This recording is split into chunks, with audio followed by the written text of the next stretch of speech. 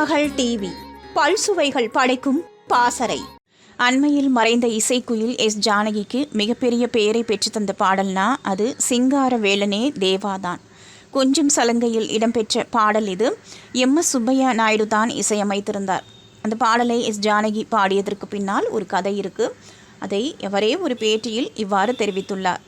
மிசியம்மா படத்தில் நடித்த சாவித்திரிக்காக ஒரு அற்புதமான பாடலை பாடியிருந்தார் எஸ் ஜானகி.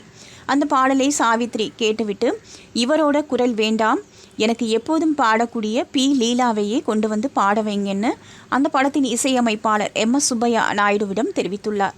அவரும் வேற வழி இல்லாமல் ஜானகி பாடிய பாடலை தூக்கிவிட்டு லீலாவை வைத்து பதிவு செய்துவிட்டார். இந்த விஷயம் தெரிந்த எஸ் ஜானகி இனி சாவித்திரிக்கு பாடலே பாடக்கூடாது என்ற முடிவுக்கு வந்துவிட்டாராம். கொஞ்சம் சலங்கை படத்தில் இந்த பாடலை பாடுவதற்கான வாய்ப்பு எஸ் ஜானகிக்கு வந்தது.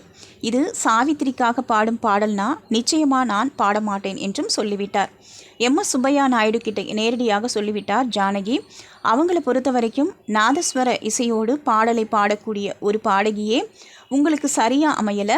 எஸ் ஜானகி பாடினாலே அந்த பாட்டு சிறப்பாக அமையும் என்பது எல்லாருடைய கருத்தாகவும் இருந்தது. அதனால் எஸ் ஜானகி கிட்ட சொல்லும்போது, இது சாவித்திரி பாடுற மாதிரி நாங்கள் படம் எடுக்க போகிறதில்ல, குசலகுமாரி நடனம் ஆடுவது போல தான் எடுக்க போகிறோம், அதனால் நீங்கள் பாடி கொடுங்கன்னு கேட்டதாகவும் எஸ் ஜானகியே தெரிவித்துள்ளார்.